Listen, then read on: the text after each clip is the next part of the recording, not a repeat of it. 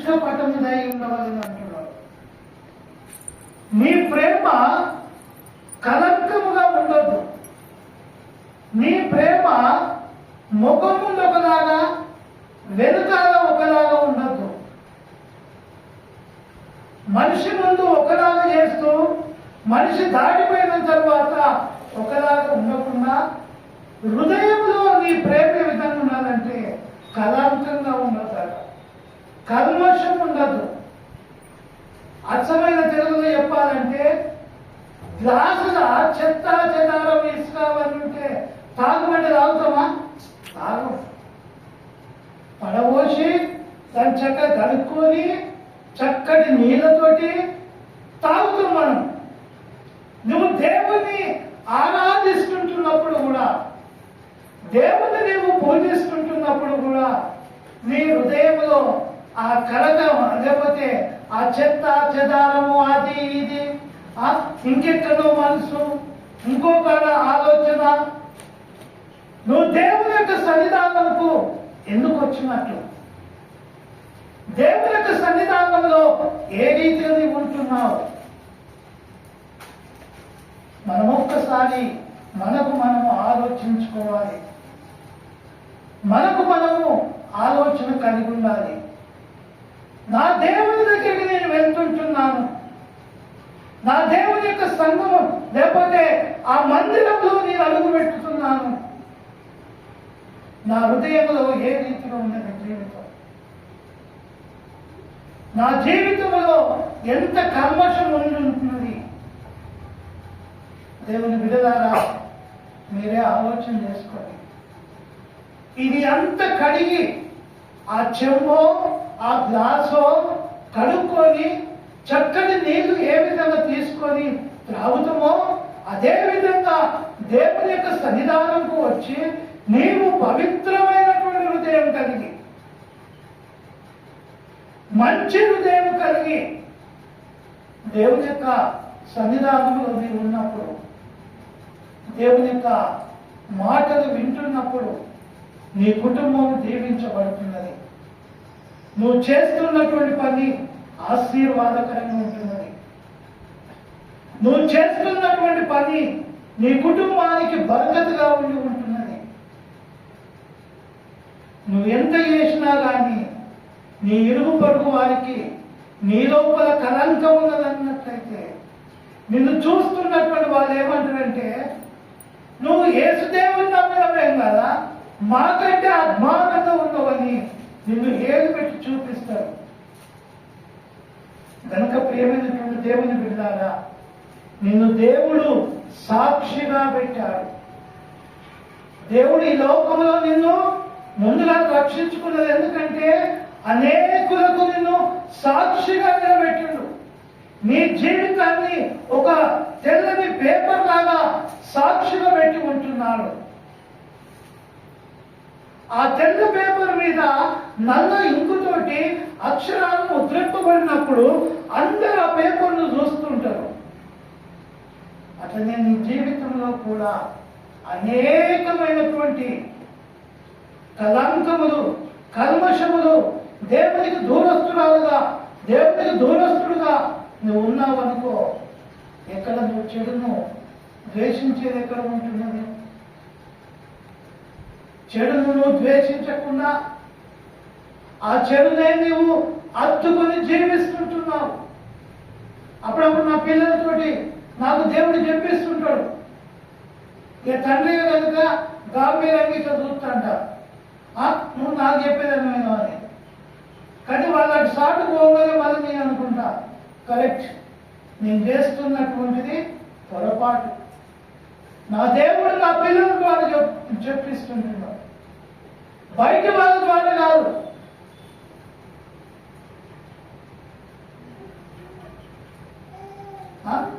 మనల్ని హెచ్చరిస్తుంటున్నప్పుడు ఏంటిది? నువ్వు సీరియల్కు అంకితం అవుతున్నావా, లేకపోతే నీవు టీవీకే అంకితం అయిపోతున్నావా? నేను ఎప్పుడన్నా తెలంగాణ ఆలోచన వచ్చిన టీవీ పెడతా, అది వస్తున్నప్పుడు పిల్లలు వెంటనే అంటే, డాడీ నువ్వు చెప్పే వ్యక్తివి, అదేంటిది? సిగ్గుపడతా. ప్రేమైనటువంటి దేవుని బిడ్డలారా, అది నేను వదిలిపెట్టుకోకపోతే, అది విడిచిపెట్టకపోతే నాకు ఇవ్వవలసినటువంటి దీవెనలు ఇవ్వలేకుండా అయిపోతాడు.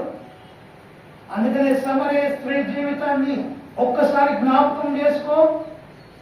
సమరయ స్త్రీ మిట్ట మధ్యాహ్నము కుండ పట్టుకుని ఎక్కడికి వెళ్ళింది? బావి దగ్గరికి వెళ్ళింది. లోకమంతా చూస్తున్నది, ఏం చూస్తున్నది? కుండను చూస్తున్నది. ఆమె నీళ్ళ పోతున్నది అనుకుంటున్నారు. కానీ ఆమె ఉద్దేశం అంతా కూడా వ్యభిచార క్రియలు. ఆమె ఉద్దేశం అంతా కూడా పాపపు తలంపుల చేత ఉన్నది. మానవులు ఎవరు కూడా గ్రహించలేకపోతుంటున్నారు. మిట్ట మధ్యాహ్నము కుండ పట్టుకొని ఆ బావి దగ్గరికి వెళ్ళినప్పుడు యేసయ్య బావి దగ్గర నిలబడి ఉన్నాడు. యేసయ్య బావి దగ్గర నిలబడినప్పుడు, అమ్మా నువ్వు నీళ్ళకి వచ్చినావు కదా, నేను ఒక ప్రశ్న వేస్తా. ప్రశ్న వేసిండు. ఇప్పటికే నీకు 5 భర్తలు ఉన్నారు. ఆమె ముందేమన్నదంటే, మేము ఆరాధించే దేవుడు పలానా దగ్గరికి వెళ్ళి మేము ఆరాధన చేస్తాం, మా ఆరాధికుడు ఆయన ఆయన అని అక్కడ 3 మాటలు చెప్పుకుంటూ వస్తుంది. కానీ నేను ఎందుకు ఆ సందర్భం చెప్తున్నా అంటే, ఆ బావి దగ్గర యేసయ్య కలిసిండు. యేసయ్య తన ముందు నిలబడ్డాడు. తన జీవితం ఏంటిదో బయట పెట్టేసిండు. తన బ్రతుకులు చూపించిండు. తన ఉద్దేశంను బయట చెప్పేసిండు. వెంటనే సిగ్గుపడ్డది. కుండ వదిలిపెట్టింది. ఊళ్ళోకి వెళ్ళింది. ఊళ్ళో చెప్పింది, మనము ఆరాధన చేస్తున్నటువంటి మెస్సయ్య నేను చూసిన ఆయన నా పాపాలన్నీ కూడా ఎత్తి చూపించాడు. సాక్ష్యం ఇస్తూ వెళ్ళిపోయాలి. నువ్వు కుండను వదిలిపెట్టినట్టుగా ఆ సమరయ స్త్రీ ఆ బావి దగ్గరనే కుండ వదిలిపెట్టినట్టుగా నీలో ఉన్నటువంటి స్వభావము, నీలో ఉన్నటువంటి ఏ క్రియలు దేవునికి అయిష్టంగా ఉన్నాయో, ఏ పనులు దేవునికి ఇష్టం లేకుండా ఉన్నాయో వాటిని వదిలిపెట్టి దేవుని దగ్గర నీవు వస్తుంటున్నావా? దేవుని యొక్క గుళ్ళోకి రావడం ఎందుకంటే దేవుడు ఆశీర్వాదాలు ఇస్తాడు. నిన్ను నన్ను సరి చేస్తాడు. నన్ను కూడా మిమ్మల్నే కాదు, ఆయనను పూజిస్తుంటున్నప్పుడు మనల్ని సరి చేసుకొని మనను కడుపులో నుండి మన హృదయంలో నుండి దేవునికి చక్కటి సువాసన కలిగినటువంటి, హోమము కలిగినటువంటి ఆరాధన ఆయన స్వీకరిస్తుంటున్నాడు. నువ్వు వచ్చి నేను రాకపోతే 10 రూపాయలు కానుకుండేది పాస్టర్ కని, నువ్వు కాదు, నీ తాత వచ్చి పాస్టర్ను పోషిస్తాడు. పాస్టర్ బ్రతకలేడని కాదు. ఎంత ప్రియమైనటువంటి దేవుని విధాలా మనకు మనము సరి చేసుకుంటున్నామా? చెడ్డదాన్ని వదిలిపెట్టుకొని మంచిదాన్ని మనము అత్తుకుంటున్నామా? 6 దినాలు కష్టపడి పని చేసుకోమన్నాడు. 7వ దినము విశ్రాంతి దినము. ఆ దినము ప్రభు దినము.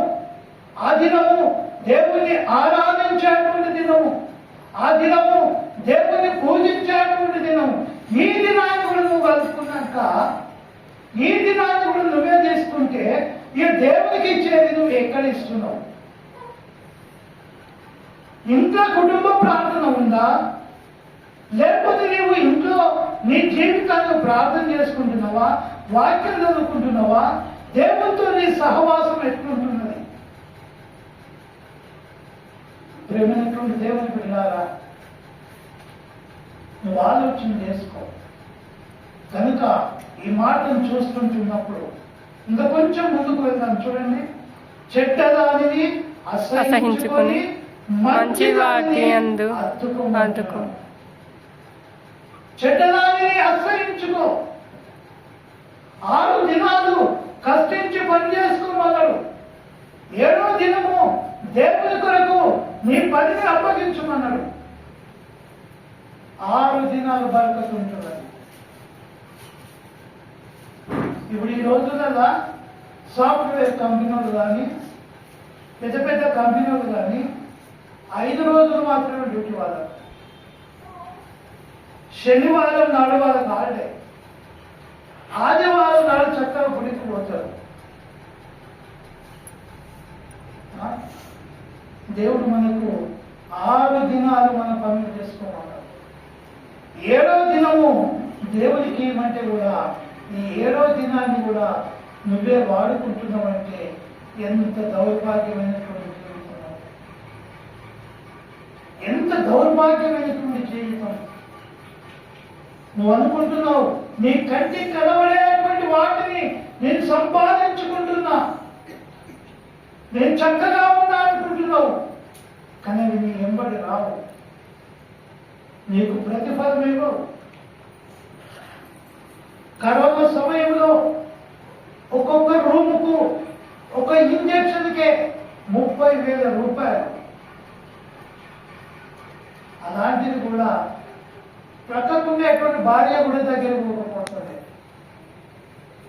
అటువంటి స్థితి నుండి మనల్ని దేవుడు తప్పించు. దేవునికి నేను ఎంత కృతజ్ఞతగా ఉన్నాను. ఒక్క మాట చూద్దాం, చూడండి. మంచిది ఏంటిది ఆయన కోరుకోమంటున్నారో చూద్దాం. ద్వితీయోపదేశకాండము 30వ అధ్యాయము 20వ వచనం చదువుకుందాం. ద్వితీయోపదేశకాండము 30వ అధ్యాయము 20వ వచనం చదువుకుందాం. ఆ మాటను చూడండి ఒకసారి.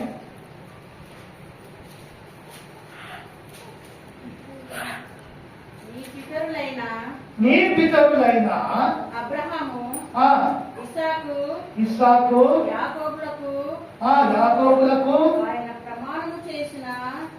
ఆయన ప్రమాణము చేసిన దేశంలో మీరు నివసించినట్లు యెహోవాయే నీ ప్రాణమునకు చదువు ఇక్కడ ఏమంటున్నాడు? ఇక్కడ చూసినవా, మన ప్రాణానికిను ఆయుష్కును మూలంగా ఉంటున్నాడు.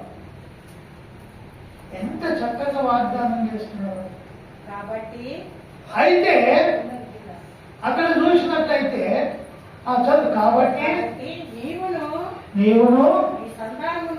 నీ సంతానమును బ్రతుకుచు నీ ప్రాణములకును నీ దేవుడైన యెహోవాను ప్రేమించి ఆయన వాక్యమును విని ఆయనను హత్తుకొనున్నట్లు నీ జీవమును కోరుకొనుడి. చూసినవా, నీ సంతానం అంటున్నాడు, ఆయనను ప్రేమించమంటున్నాడు.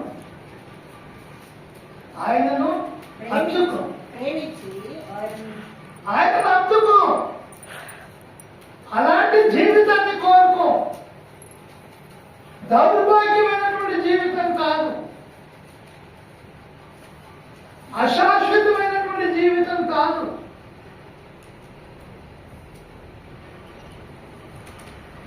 దేవుని బిడ్డలారా, మన జీవితంలో మంచిదాన్ని జీవము కోరుకునేటువంటిది నిన్ను ప్రేమించే దేవుడు. అబ్రహాము, ఇస్సాకు, యాకోబుల దేవునికి వారికి వాగ్దానం చేసినటువంటి ఆ దేశంలోనికి నువ్వు జీవించడానికి, నువ్వు బ్రతకడానికి, నువ్వు నివాసం చేయడానికి, నీ జీవితము నీ కుటుంబము శాశ్వతంగా అక్కడ సుఖంగా ఉండడానికి దేవుడు నీకు ఒక చక్కని జీవితాన్ని కోరుకోమంటున్నాడు. మంచిని అత్తుకోమంటున్నాడు. మంచిదాన్ని అత్తుకో. ప్రేమతో దేవుని బిడ్డలారా, మన జీవితంలో మనం తలంచుకుంటున్నప్పుడు, ఆలోచన చేస్తుంటున్నప్పుడు, మీ జీవితము ఏం కోరుకుంటున్నది? నీ జీవితం దేన్ని కోరుకుంటున్నది? చెడును కోరుకుంటున్నదా? మంచిది కోరుకొని నువ్వు అత్తుకుంటున్నావా? ఒక్కసారి ఆలోచన చేసుకో. దేవుని యొక్క మందిరంలో నువ్వు కూర్చుంటున్నావు, ఏ రీతిగా నువ్వు ఆరాధిస్తుంటున్నావు, ఏ రీతిగా నువ్వు పూజిస్తుంటున్నావు? నువ్వు చక్కగా, అందుకని మొదటి కీర్తనలో ఏమంటున్నాడు? దుష్టుల ఆలోచన చెప్పునట్టున్నాడు ఒక అపహాసులు కూర్చున్న చోట అపహాసులు కూర్చున్న చోట కూర్చుండక అపహాస్యకులు కూర్చున్న చోటన నువ్వు కూర్చోకుండా దివారాత్రములు దేవుని ధ్యానించేవాడు. దాన్ని అప్పుడు ఏమైతే తెలుసా? నీ జీవితము ఆకువాడ కంటే ఎండిపోకుండా నువ్వు పచ్చగా నీరు కట్టిన తోటలాగా ఉంటావు. నీ కుటుంబంలో సంతోషం కలిగింది, పుచ్చడైనా పర్వాలేదు, సంతోషంగా కుటుంబం అంతా ఉంటారు.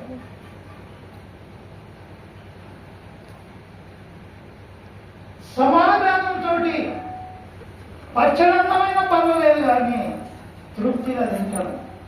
సమాధానం లేకుండా చికెన్ మటన్ తెచ్చుకుంటే అది కడుపు కేకలు, పేకి పట్టదు, తినబుద్ధి కూడా. నీ జీవితము ఏం కోరుకుంటున్నది? అందుకని చక్కగా చెప్తున్నాడు. అబ్రహాము దేవుడు, ఇసాకు దేవుడు, యాకోబు దేవుడు వారికి ప్రమాణం చేసినటువంటి ఆ నివాస స్థలాన్ని, నివాస స్థలం అంటే ఉండేటువంటి స్థలాన్ని, ఆ ఉండేటువంటి స్థలాన్ని అక్కడ ఒక మాటలో చూడండి, కాబట్టి అనే కార్యక్రమం. కాబట్టి ఇక్కడ ఏమంటున్నాడు? నీవు నీ సంతానము నువ్వు ఒక్కరివే కాదు, నువ్వు ఒక్కరిని ఆరాధన చేస్తున్నావు కదా, నువ్వు ఒక్కరివే కాదు, నీవును నీ సంతానము బ్రతుకుచు నీ ప్రాణానికి, ఈ ప్రాణము ఎండలు ఉంటే అబ్బమ్మ ఎండ కొడుతుంది, వర్షములో ఉంటే అబ్బ వర్షం జ్వరం వస్తుంది. నీ ప్రాణానికి మూలమైనటువంటి ఆ నివాస స్థలంలో నీ దేవుని, ఈ ప్రాణం కాపాడేటువంటి ఆ దేవుని ప్రేమించి ఆయన మాటలు దేవుని సేవకులు వాళ్ళు చెప్పిస్తున్నారు. నువ్వు దేవుని యొక్క వాక్యం చదువుతున్నప్పుడు వాక్యం నీకు బోధిస్తుంటున్నది. ఆత్మ దేవుడు నువ్వు ప్రార్థన చేస్తుంటున్నప్పుడు నీకు దేవుడు బోధిస్తూ ఉంటున్నాడు. ఆయన మాటలు వింటూ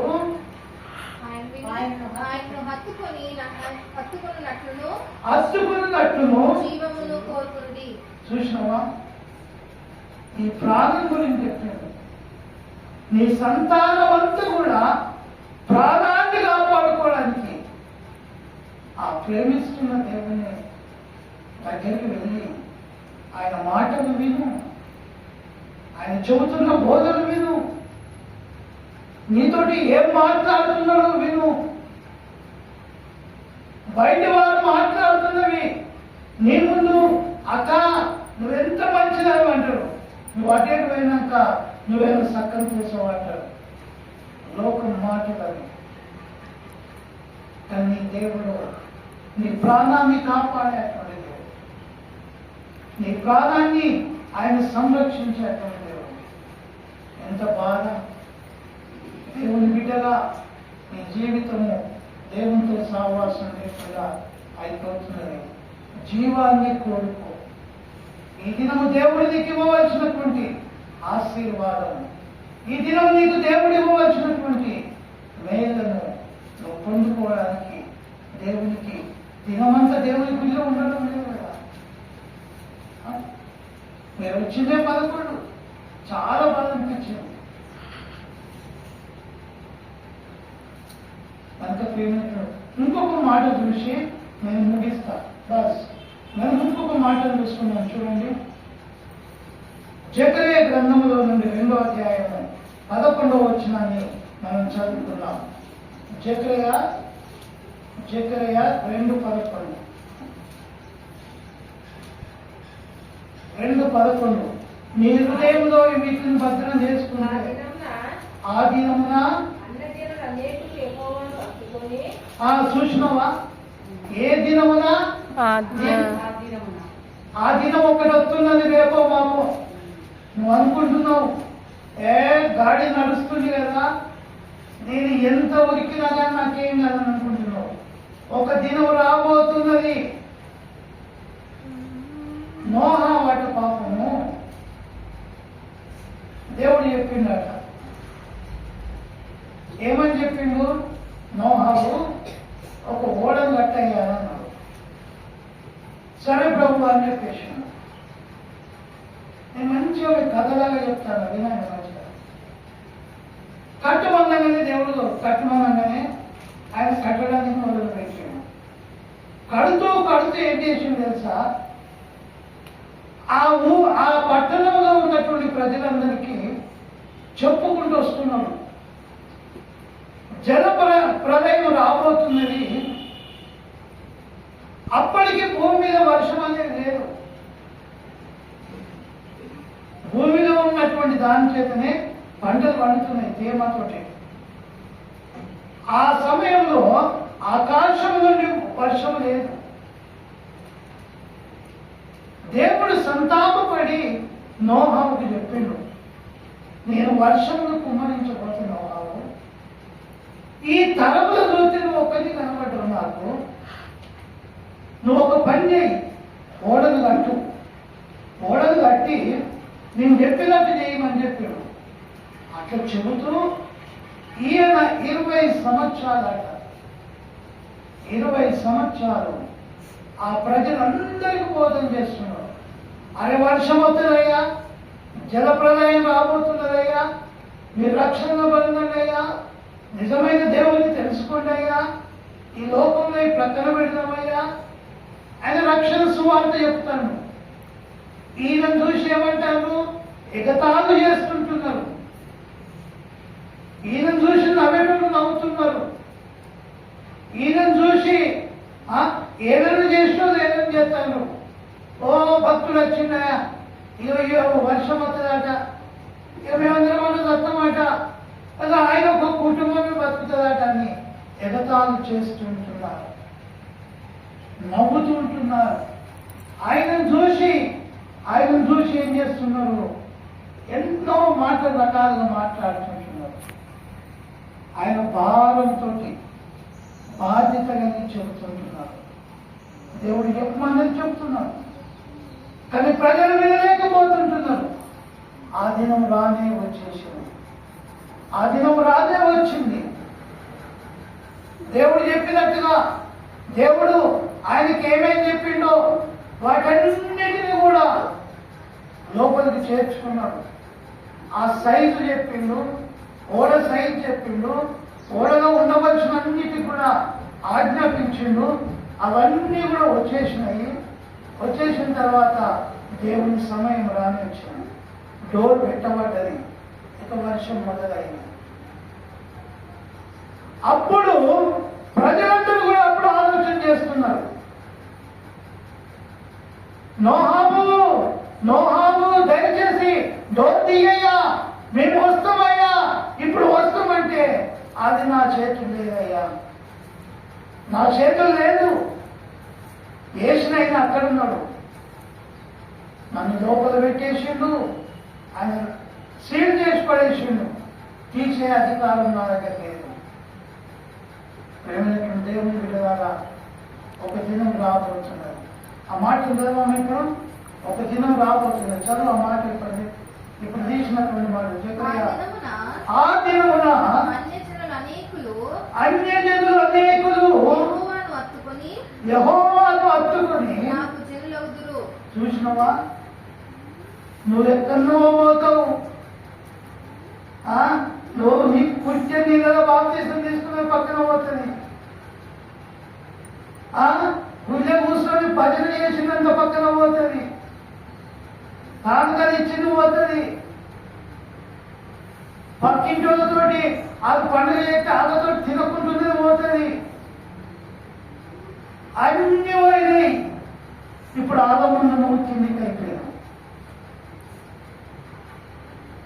వాళ్ళే చక్కగా దేవుని యొక్క మేలును చూసారు, అత్తుకున్నారు,